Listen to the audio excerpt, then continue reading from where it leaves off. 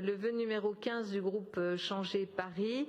J'ai une explication de vote pour le groupe Paris en commun. C'est Éric Pliez qui présente cette explication de vote. Monsieur le maire du 20e arrondissement, vous avez la parole.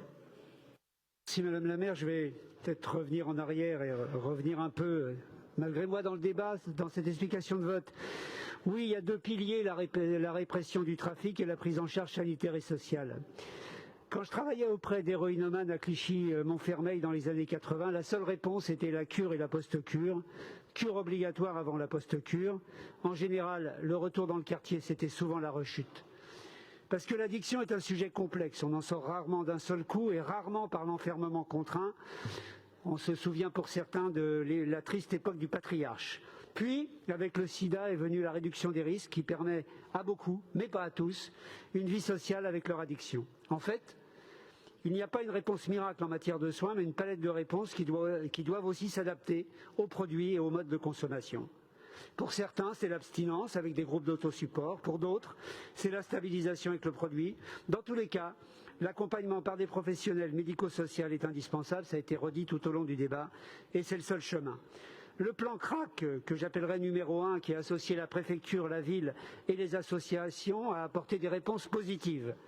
Et ce travail commun a été de qualité, je tiens à le dire.